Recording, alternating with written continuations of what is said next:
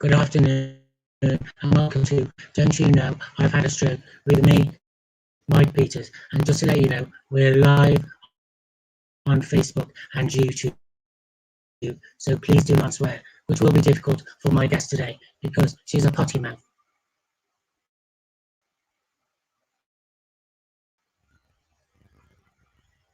So if you're watching, please say hi and let us know where you're from, because as you all know, I'm a global internet sensation.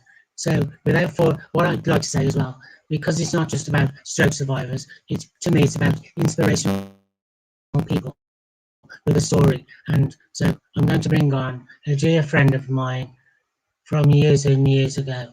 And yes, she is old, but we'll discuss that. And it's Suzanne Cleary. Hi, Mike. Now, don't be cheeky, Hi, Suzanne. right? Because I know that I am older, but I probably have the sort of well, I'm older, but I'm fun as well.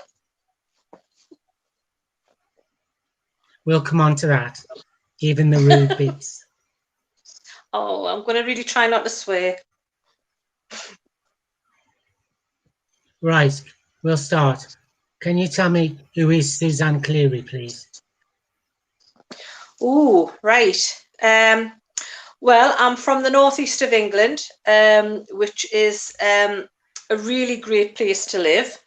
It's a kind of place where it breeds quite strong people. I'm from a very matriarchal family where all the women were quite strong. And hopefully I'm carrying on that tradition. I'm the type of person who is sort of quite out there, and I'm quite open-minded. I'm also somebody who enjoys the company of other people, and you and me, Mike, have been friends for a long, long time, and became friends quite quickly when we joined a Swedish company. You know, we've been friends ever since. I've had loads of different jobs. I originally was an interior designer. I worked for other Swedish companies. I've worked for interior design sort of type of job for Habitat, which was Terence Conran. I've managed shops. I've actually sort of worked for IKEA for a long time, 21 years, you and me, boy and man, and girl and woman. Sort of, like I say, went to Wales and sort of met you, and then came down with a bit of an illness, a bit like yourself, you know, struggled through that, and then decided to come home to the northeast to open my own business, which wasn't a major success, but it just was put another sort of string to my bow. And then through family, actually started working on a television show here for a little while. And then I actually started working for the government a few years ago. So that's kind of it in a nutshell. There's obviously other things going on in there. Can we just say, don't big it up, you're not an MP in the government, are you? Yes, but I play a very important part in actually getting people to different countries. So I'm not supposed to say where I work for, but I actually do play a big part. But no, I'm not anybody really important in the government. So but I could have been. I could have been. Stephen Albright is from Dayton, Ohio, and for you, that's in the United States, Susie. All right, okay then. Yeah, right. Because as I said, I'm a what? Global internet sensation. National. Yeah. So you keep telling us. Yeah. Mm-hmm. So you mentioned an illness. Tell me about it, please. Yes. When I worked in IKEA in Wales, I actually ran the design team, as you well know, and I really loved my job. I had a really good job. It was a really interesting job. it was a very physical job. I didn't have to sort of do all the things I did, but I wanted to do that because I was quite a hands-on person. But we, as you know, mate, we used to do a lot of big builds in the stores, and we had a huge big build on. We were actually rebuilding, I think it was dining rooms or something at the time. And I was sort of feeling reasonably tired, and I always had bags of energy. It sort of, nothing really phased us. But I was really tired, and I didn't quite understand why. And then just one evening or something, probably when I was in the shower or something, I sort of felt this lump. And really, bit silly, really. I didn't really think that much about it because I'd just joined a gym, and I thought, oh, it's probably a muscle or something like that. And it went on for a few months, and then I went on holiday. And I was just sort of lying by the pool, and just, I don't know what happened. I maybe just adjusting my costume or something, and then I felt the lump again, and I thought, oh, this is probably not good. So when I got back home, I thought, right, I'm going to have to go to the doctors. But to be honest with you, by then I kind of knew I had cancer. I don't know why, but I just did. And I went to see the doctor, and I can remember the doctor's name to this day. They called him Mr. Dr. Badger, believe it or not. And he was a lovely man.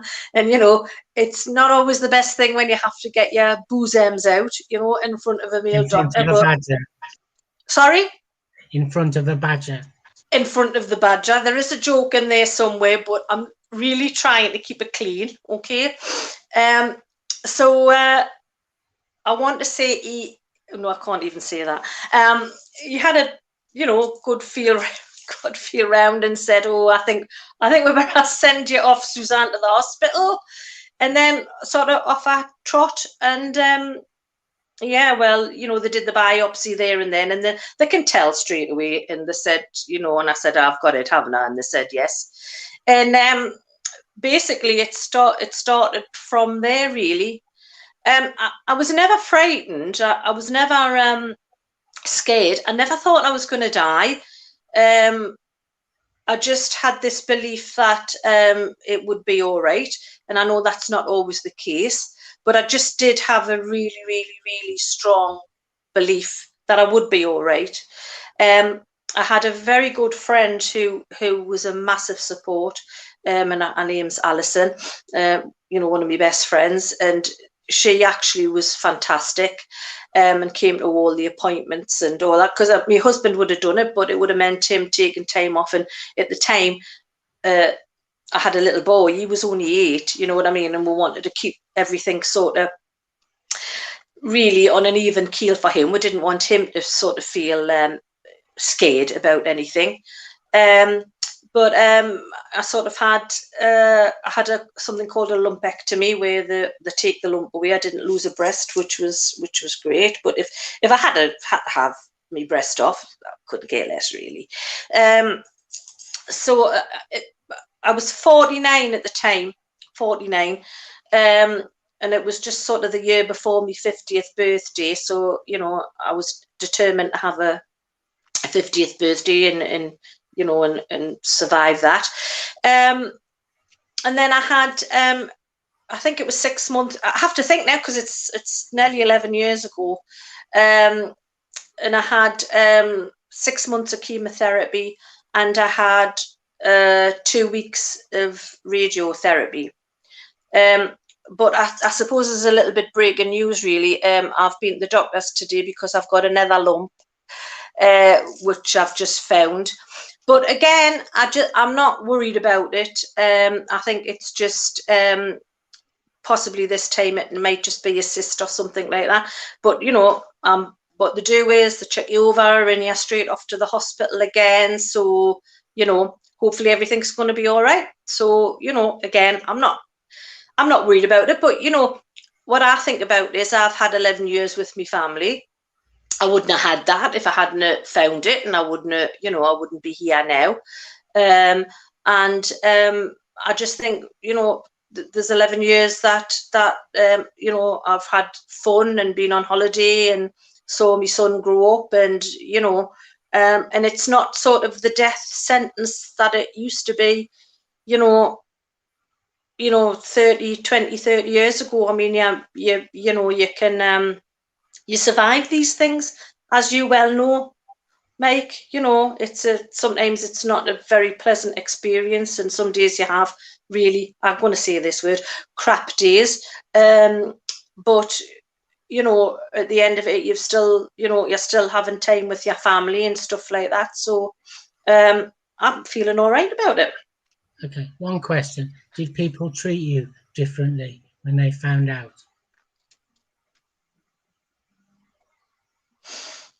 No, I would say I wouldn't let them, because what I did was, when I rang up, my sister was a bit, and I said, well, you need to cut that out because it's not happening to you. Just book up. If I need you, I'll give you thingy, which was a bit awful, really, because she probably, they were living where I lived, so it was probably a little bit hard for me to say that to them. But to be honest with you, I couldn't be bothered with people being upset about it, because I didn't feel like I needed them to be, which is silly, really, because it's that's their emotion, not mine. But I'm not very good with that kind of side of stuff. I'm quite matter of fact about things, which is probably my way of dealing with it. And I kind of prefer people to be that way. I mean, I spoke to her yesterday about finding the lump again, and this time she was all right about it. And she said, "Are you worried about it?" And I said, "Well, not particularly. No, I'm not particularly worried about it, because I know that, I'll be looked after whichever way it is. You know what I mean? So not."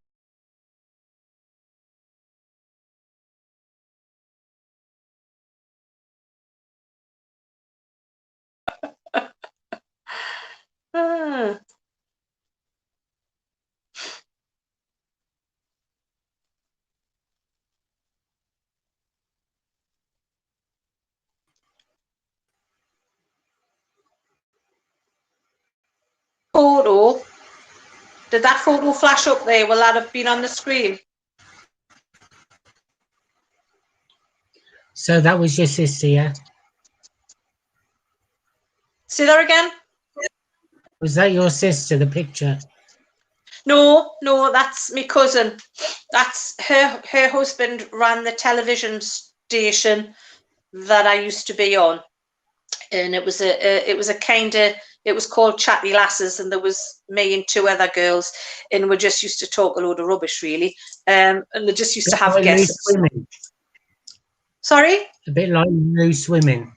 Yeah, it was on that premise. Yeah, I mean, we didn't have anybody of, well, I don't want to say that, because there was some good guests on, but they were a right mixed bag. I was just one of the pundits. There was another girl who sort of used to get the people to come on, and I didn't even ask who was coming on. I just used to sort of chirp in every now and then. I used to laugh too much, and of course it was pre-recorded, and they used to have to stop it all the time, because, as you said, I do have a bit of a potty mouth, and you really obviously can't swear, but I did used to swear quite a lot on it, so I'm trying to behave myself. You're doing very, very well. Good. I'm proud of you. I was a little worried. What a cheek! I can't behave myself occasionally, So back to your story. And it's difficult, isn't it? I mean, I can remember the day I came to visit you, and you did a little buffet. I always remember it. God, I forgot about that. And I've had a stroke. I've got a terrible memory. God, Meg, I forgot all about that. God, isn't that... You see, the thing is, I can't remember anything about it, right? So I can't remember the people who came to visit. I can't remember at all. Alison, my friend's got a diary and she's got everything written down. But there's loads I can't remember. Like, I can't remember being ill with chemotherapy. I can't remember. So maybe that was sort of a kind of a coping mechanism. Do you know what I mean? But I tell you, this is be interesting for you. I was obviously ill in bed one day. I must have been struggling a little bit with the chemotherapy, and I can't remember taking drugs. I don't think I did. I probably just had painkillers and paracetamols. But I don't know if I've ever told you this. You know, you being married to a lady of the cloth, and I was lying in bed. Yeah, I know. You know, and there was a huge white light, right? And it was I would have said it was about 1.5 meters, and it was like oval shape, right? A really, really, really bright light. I mean, I don't think I was hallucinating. I mean, I could have been. Do you know what I mean? It could have been drug induced. And I mean medication drugs. I don't mean any other form of drugs, right? And I just had this really lovely feeling come over us, and I just knew I was going to be all right. And I actually think I was visited by somebody, but it could have been the drugs. You didn't go towards the light because they say that's when you're on your way out, doesn't it? Right. Well, actually, I had my fingertips were actually sort of gripped onto the bed, so I wasn't sucked into the tunnel. Do you know what I mean? So, but it was a weird experience. I've never had anything like it before, so possibly it was the drugs. Because you don't have a faith, do you? Or do Yes, you? I do. Yeah. Do you? Yeah. I never knew that. Yeah, of course I have. Are you? Yes, and I used to go to church. I used to go even in Wales. I went to church when I first came down. But priest had to work overtime with confessions for you. Oh, I didn't bother with that, Loggy. Right. He didn't. It would have been a night shift. How was your mental health during that time with cancer? Well, I thought my mental health was all right, and it was because I'd survived, right? So I was kind of on a massive high because I'd survived cancer. But about a year and a half later, I kind of had to take time off work because I actually went down into a real depression.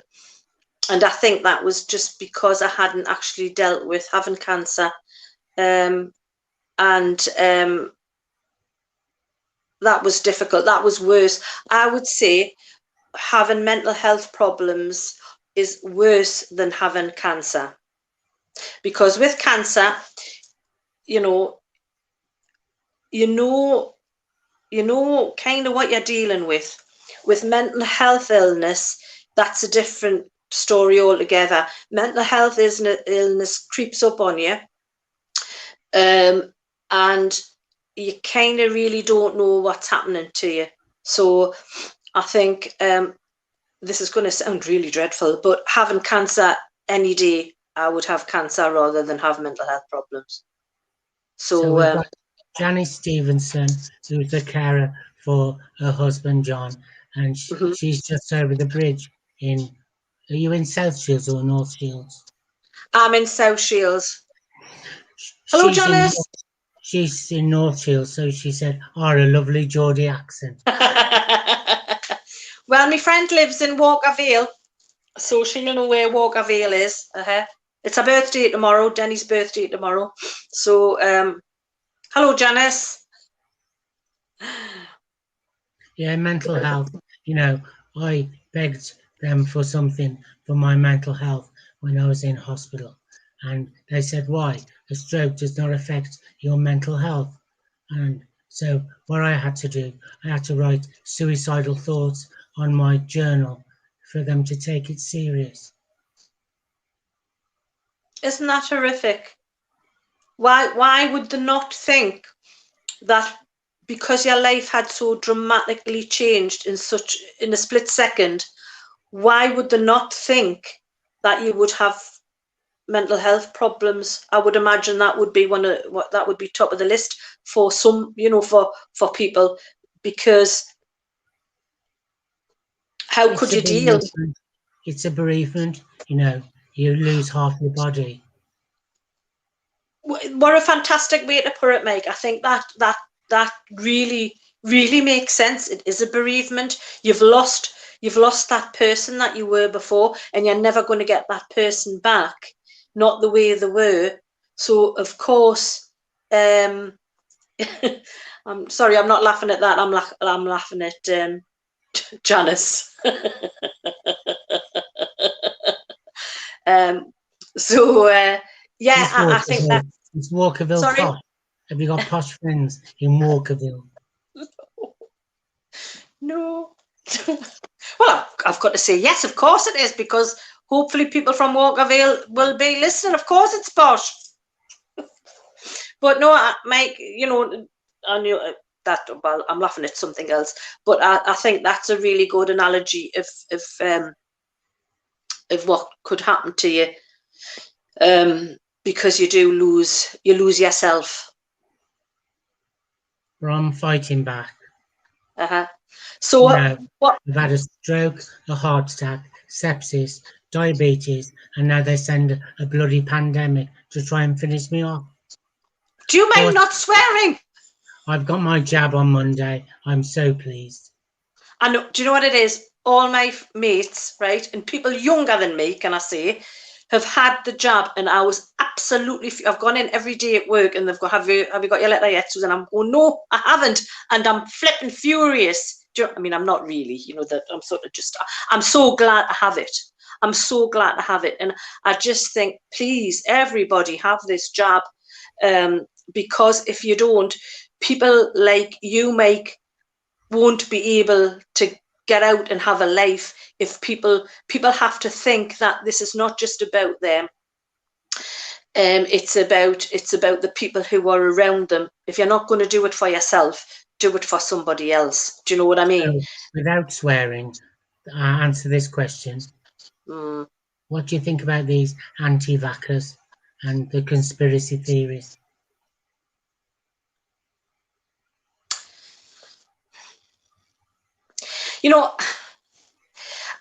I can understand.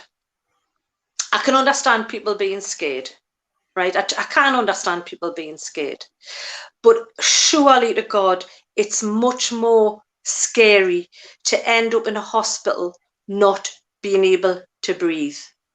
And to think that there's people who are going in every day, sometimes 7 days a week, for months and months and months to look after these people. You've got to think of these people, these NHS workers who are going in, day out. And, these people are putting their lives on the line. They are actually doing this. They're doing this as a service. They don't get paid enough money. You don't get paid enough money to die. And they're going in every day to actually administer to these people who, if they don't do this, will die. 1% pay rise they're getting. I know. I don't know. I don't know what to say about it. I just don't know what to say about it. Do you know this thing as well about this? The daftest anti-vax thing I've heard, right, was that if they inject you, they've got things in the virus, that they can, Mark Zuckerberg, right? Well, I will not talk about him, because on another level, you've got to be careful what you say, because we're on one of his platforms probably.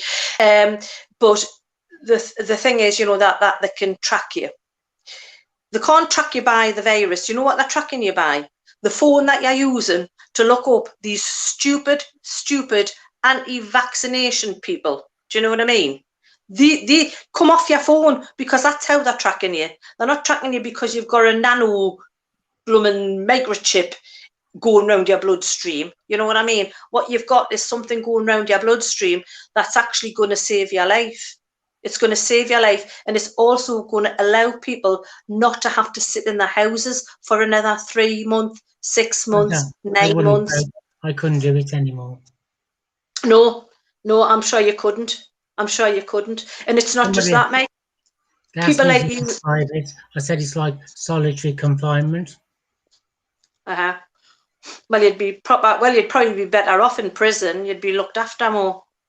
I'd have company. Yeah, exactly. You'd probably, yeah, you know what I mean. You'd probably be getting your physiotherapy. Then no, you wouldn't. You shouldn't. No, I'm sort of joking about it, but I just think, and you know, there's a whole community of people who aren't going to, because of their families are stopping them. You know, Asian people, ethnic minorities, you know, who believe this rubbish, and there's going to be a whole generation of these people who we're going to lose in our society because their families are telling them not to have it.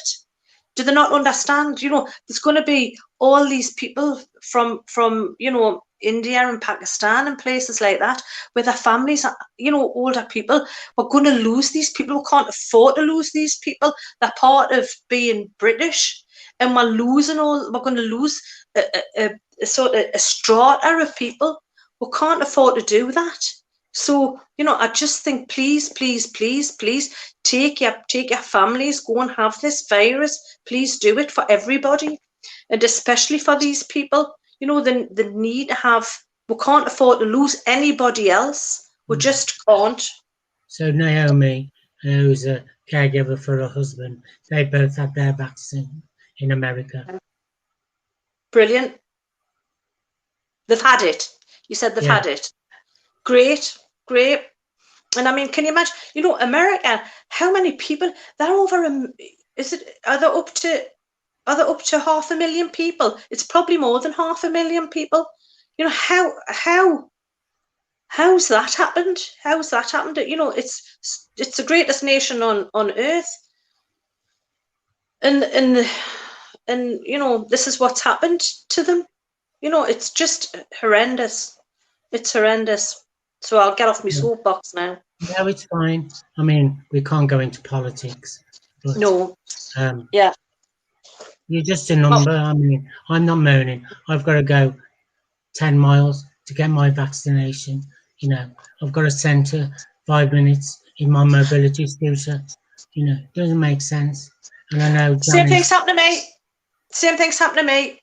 I can go down the street and have it, but now I've got to go. It's not as far as you. It's about 3.5 miles away, which is nothing really. But now I've got to go to a huge big Nightingale Centre in Washington. Well, they're doing them down the street. But not Washington, America.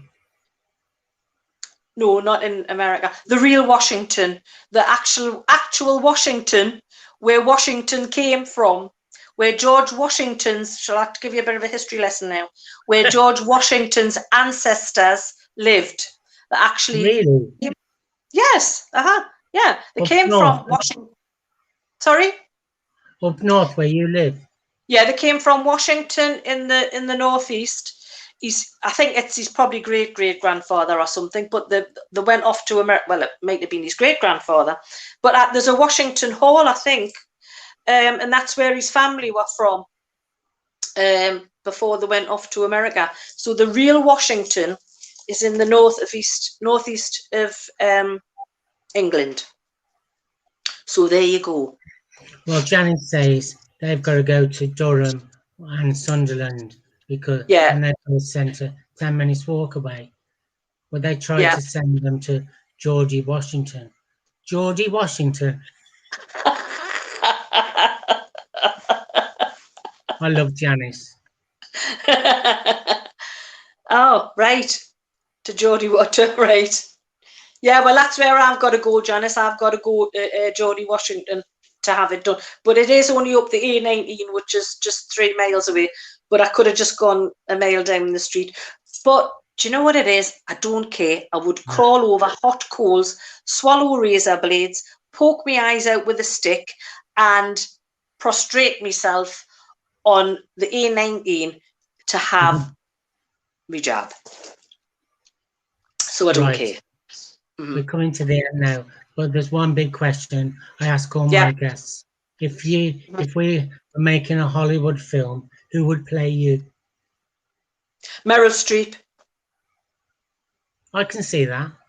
Yeah, I can see that. Yeah. Yeah. Yeah, I can see that. Actually, can I not just play myself?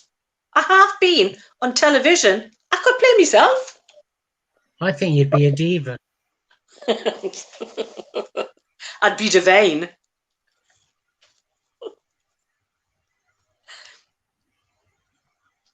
Right, Susie, I think you're an inspirational person. So thank you for being on my show. You're more than welcome, and you're an inspiration as well, Mike. Take care. I love you. Speak to you soon. Bye, Angel. Bye. Well, thank you, everybody. And I'll be back next Friday. So take care. God bless. Love you loads. Bye.